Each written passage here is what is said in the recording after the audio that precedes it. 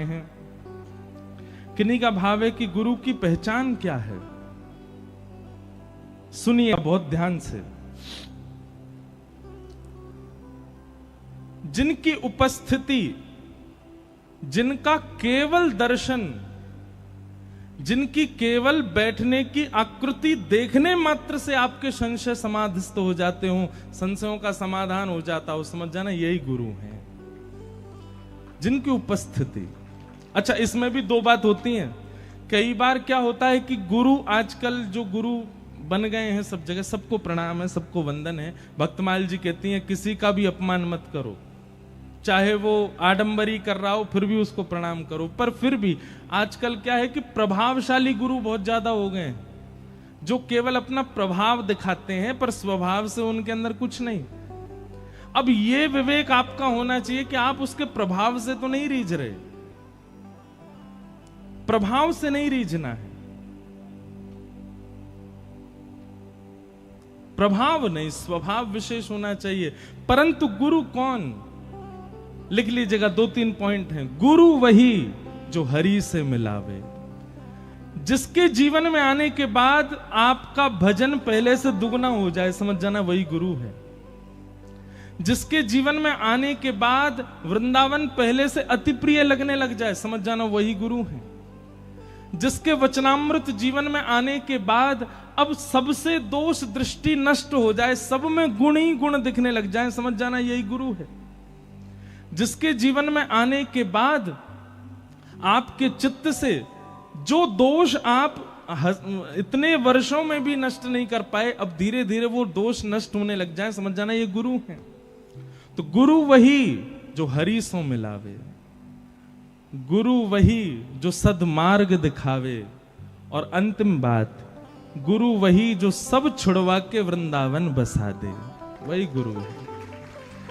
आप लोग देखो, अन्यथा मत लीजिएगा, और अन्यथा लेने वाली बात नहीं है, पर आप सब लोग, कई लोग मुझे यहां दिख रहे हैं, वो तन है केवल उनका जलंधर में, पर वो अपने भाव से, अपने मन से, अपनी विचारधारा से जलंधर में है ही नहीं। और सही बताएं तो असली ब्रजवासी वही जो मन से सदा ब्रज में रहे। आज तन से बहुत लोग ब्रज में रहते हैं। मैं तो कई बार ब्रजवासी को ही डांटूं। अभी मेरी मथुरा में कथा थी, सब ब्रजवासी आते थे कथा में, तो हम ब्रजवासियों से भी कहते थे कि हमारा सौभाग्य कि हम ब्रज में जन्मे हैं। पर ऐसे ब्रज में जन्म लेने के बाद भी जब ब्रज का हमने वह उपयोग नहीं किया जो करना चाहिए, तो क्या फायदा।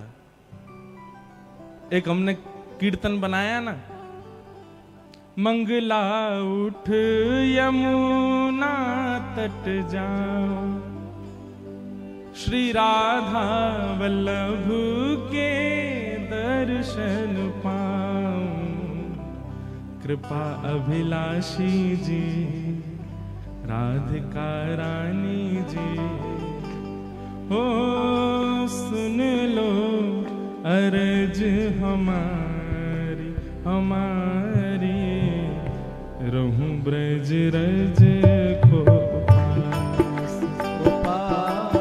हम तो बस सुना रहे हैं, गा थोड़ी रहे हैं। रुक जाओ, अभी सब गा देंगे तो फिर कथा कब होएगी। चलो गा ही लो।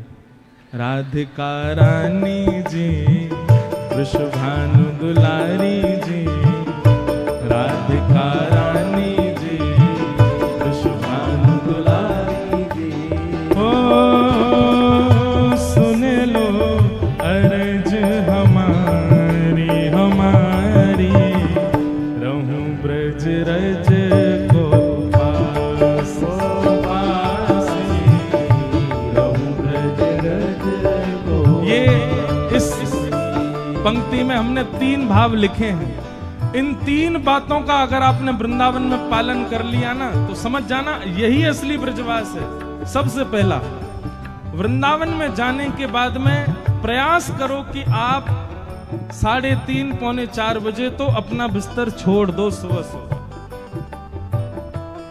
सूर्य उदय आपके सामने होना चाहिए। जलंधर में सो तान दुपट्टा 10 बजे तक, आजकल हम भी 9 बजे तक सो रहे हैं सुबह, 2-2, 3-3 बजे तो रात में। और एक तो यहाँ कथा ने हमारा सारा डामाडोल कर दिया सिस्टम। क्यों?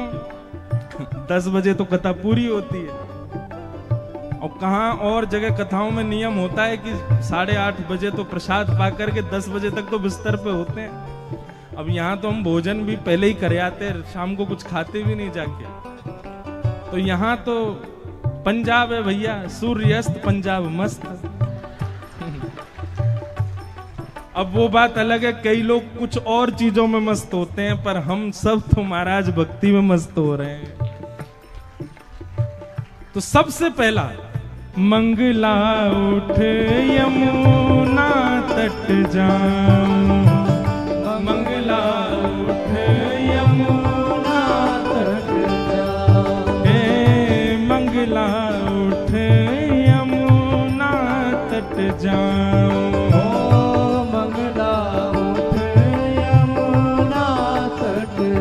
संकेत समझिएगा। अब पद में पूरी बात तो लिखेंगे नहीं, संकेत लिखते हैं। सबसे पहले वृंदावन में उठते स्नान करके यमुना जी का दर्शन करो।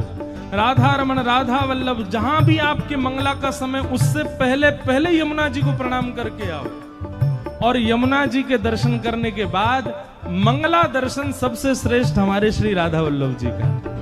मंगला उठ यमुना तट जाऊं, मंगला उठ यमुना तट। उसके बाद श्री राधा वल्लभ के दर्शन पाऊं, श्री राधा वल्लभ के दर्शन पाऊं, ओ प्यारे राधा वल्लभ के दर्शन पाऊं, प्यारे राधा वल्लभ के दर्शन पाऊं। कीरत सुत प्यारी जी बरसाने वारी जी, कीरत सुत प्यारी जी बरसाने वारी जी। ओ सुन लो अर्ज हमारी हमारी, रहूं ब्रज रज को पास को पासी, रहूं ब्रज रज को पासी, पासी रहूं ब्रज रज को पासी, रहूं ब्रज रज को पासी। अब पहला क्रम हो गया, वृंदावन जाते मंगला उठना है, यमुना जी दर्शन करके फिर राधा वल्लभ जी के दर्शन करने, फिर जहां जहां आपका मन हो जाओ।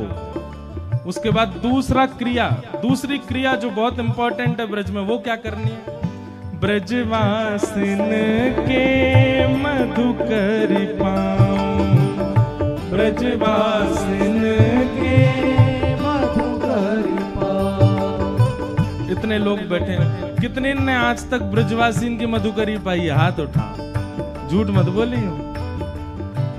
हमारे कृष्णानंद जी महाराज जी जब भी वृंदावन आते हैं, मैया से कह के बोले घर की मधुकरी पवाओ। लेकिन एक मधुकरी में एक बात का ध्यान रखना, 2 चीजों का ध्यान। पहली बात तो मधुकरी किसी परिचित के यहां नहीं पानी है। आपका परिचित नहीं होना चाहिए जिसके आप मधुकरी पाओ, संतों की बात अलग है। अपरिचित के यहां जाओ, और हर बार मधुकरी एक नए घर से होनी चाहिए। दूसरी बात, मधुकरी किसी पात्र में, दोना में, पत्तल में नहीं पानी है।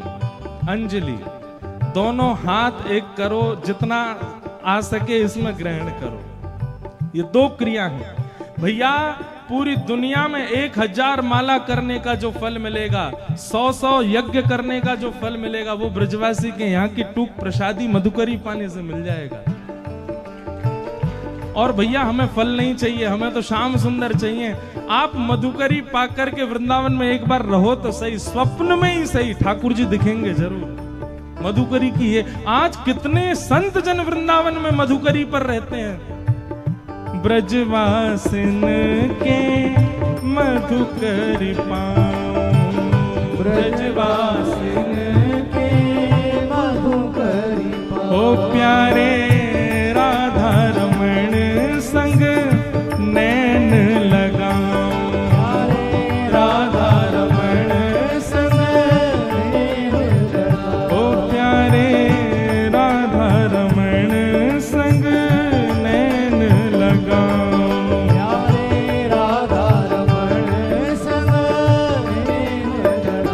कृपा अभिलाषी जी, ओ सुन लो प्यारी जी, कृपा अभिलाषी जी, सुन लो मेरी प्यारी जी। ऊंचे महलन वारी जी, वृषभानु दुलारी जी, ऊंचे महलन वारी जी, वृषभानु दुलारी जी। ओ सुन लो अरज हमारी हमारी, रहूं ब्रज रज को पासे, रहूं ब्रज रज को पासे, पासे, रहूं ब्रज रज को पासे। पासे, रहूं ब्रज रज को। तीसरा काम ब्रज में क्या करना है? हे रसिक जनन की सेवा पाऊं, रसिक जनन की सेवा पाऊं। हमारी एक प्रार्थना है, रसिक जनन की सेवा कहाँ है? इतने हजारों लाखों करोड़ों लोग वृंदावन जाते हैं। भैया आज वृंदावन को आवश्यकता है कि वृंदावन स्वच्छ बने, वृंदावन पहले जैसो बने, जैसे ठाकुर जी के समय को वृंदावन वैसो बने। आप वृंदावन जाकर के हमारी कई एक बात मानो भैया, बिहारी जी बाद में जाइयो, 2 दिना लेके जाओ। एक दिना पूरे ब्रजमंडल की सेवा करो, दूसरे दिना केवल दर्शन करो। पहले दिना जाते ही रज की सोहनी करो। वृंदावन में सोहनी सेवा बड़े बड़े संतन ने करी है। ब्रज में जाकर के सोहनी करो। हमारे जो जलंधर की जिस कमेटी से ये पूरी कथा हो रही, कुंज बिहारी हैं, राधा कुंज बिहारी सेवा समिति, श्री राधा कुंज बिहारी सेवा समिति को हम व्यासपीठ से निवेदन कर रहे हैं कि जलंधर से खूब सारे वैष्णवों को लेकर के वृंदावन जावें और एक दिना केवल पूरे परिक्रमा मार्ग में सोहनी करके आओ। बिहारी जी, राधा वल्लभ जी तो सब कर लें दर्शन। महाराज सोहनी करके आओगे और जब सोहनी करोगे रज उड़ उड़ करके अपने आप आपके कूपों में प्रवेश करेगी, मुख में प्रवेश करेगी, आंख में जावेगी, नाक में जावेगी, भीतर प्रवेश करेगी। आप ही ब्रज रज के समान है जाओगे। तो बिहारी जी के पास आपको नहीं जाना पड़ेगा, बिहारी जी आएंगे आपके पास में। तो जब भी समय लगे, जब भी आप लोगों की अनुकूलता हो, अगला ट्रिप हमारे कैसे ऐसो करो वृंदावन में, अगली बार पूरी परिक्रमा में सोहनी करके आओ, स्वच्छ करके आओ। वहां से अगली बार कभी जाओ तो महाराज घुटने घुटने उतर जाओ जमुना जी में, जहां लगे कि जमुना जी में नहीं थोड़े सो गंदगी कहीं से आ रही है, सबको निकालो। ब्रज को, ब्रज की सेवा करो। ये तीसरी रीति होनी चाहिए वृंदावन की। रसिक जनन की सेवा पाऊं, रसिक जनन की सेवा पाऊं, ब्रजवासिन की सेवा पाऊं, ब्रजवासिन की सेवा पाऊं। प्यारे कुंज बिहारी संग नेह लगा, प्यारे कुंज बिहारी संग नेह लगा। ओ प्यारे कुंज बिहारी संग नेह लगा, प्यारे कुंज बिहारी संग नेह लगा। ओ महलन वारी जी, वृषभानु दुलारी जी, महलन वारी जी, वृषभानु दुलारी जी। ओ अति सुकुमारी जी, ओ राधा प्यारी जी, अति सुकुमारी जी, श्री राधा प्यारी जी। ओ सुन लो अर्ज हमारी हमारी, रहूं ब्रज रज को पासी उपासी, रहूं ब्रज रज को पासी। उपासी, रहूं ब्रज रज को पासी।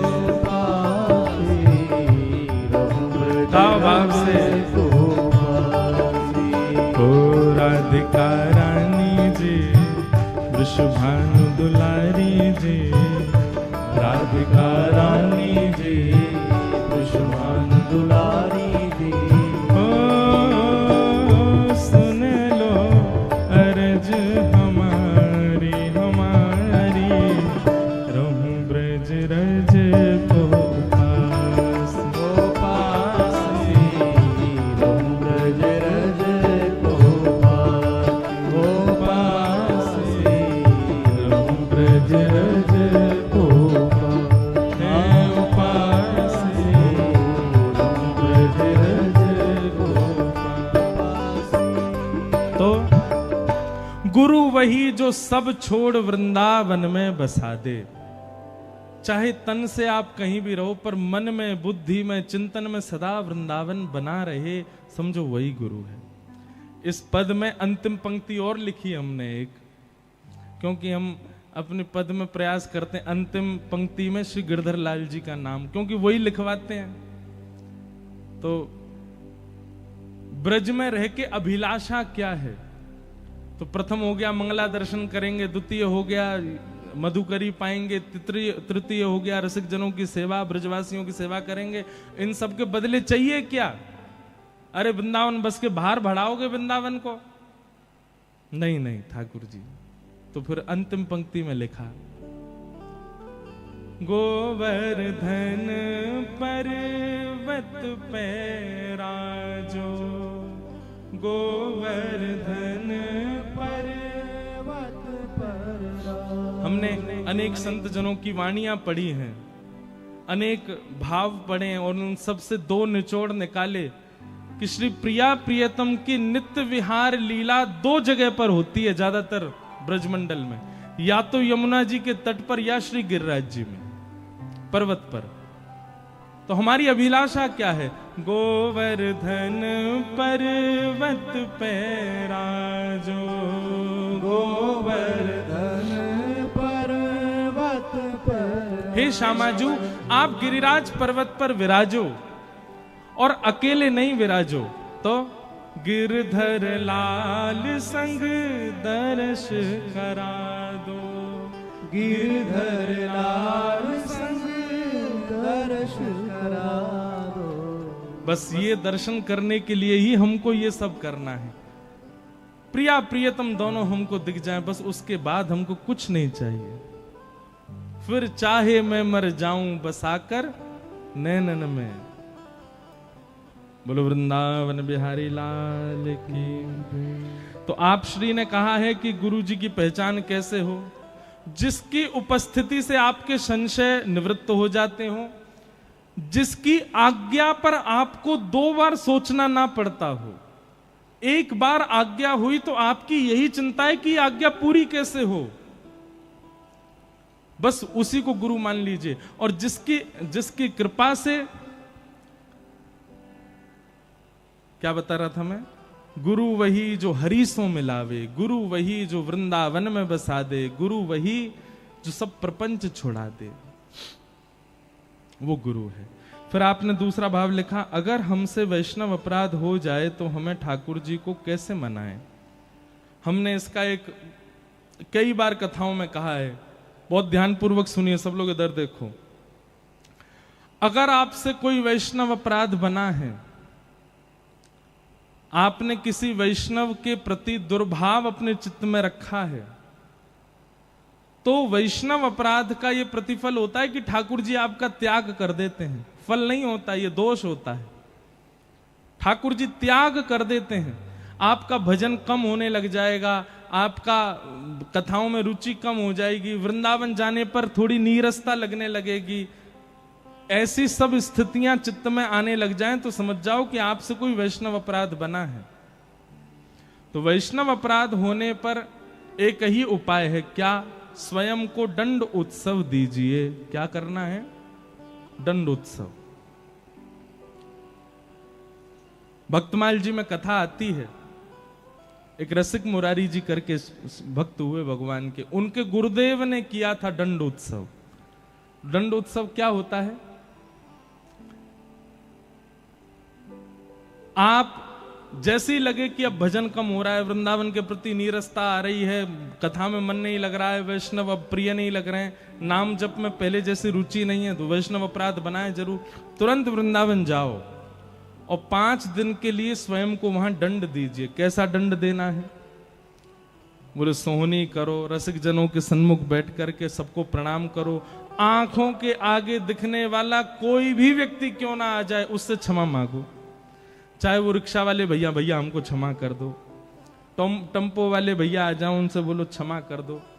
अब कहां तक जाएं, अब तो बहुत अति हो जाएगी, नहीं तो महाराज वृंदावन का तो कीट पक्षी पतंगा कोई भी सामने आ जाओ उससे भी क्षमा मांगो, हमको क्षमा कर दो। 4 दिन तक अपने आप को दंड उत्सव दीजिए। ये दंड भी है और उत्सव भी है। दंड देते हुए उत्सव मनाओ, क्या सबसे क्षमा मांगो, और फिर अंतिम दिन झरा भंडारा करो किसी भी आश्रम में जाकर के, खूब सारे रसिकजनों को बुला करके सबको भोजन प्रसाद पवा करके दक्षिणा दे करके सबसे क्षमा मांग करके फिर लौट करके जलंधर आओ। देखना आपका भजन बढ़ जाएगा, आपका पुनः कथा में प्रति रुचि बढ़ जाएगी, वृंदावन के प्रति प्रेम बढ़ जाएगा, फिर से ठाकुर जी के प्रति प्रिय लगेगा। वैसे देखो, हर महीना अपने आप को दंड उत्सव दिया करो, 2 दिन का, 4 दिन का, 1 दिन का, जितने दिन वृंदावन में रहते हो उतने दिन दंडोत्सव करके आओ, सबसे क्षमा मांग के आओ, क्योंकि हमसे अपराध बनते ही बनते हैं। क्षमा मांगने से अपराध नष्ट होता है, वैष्णव अपराध।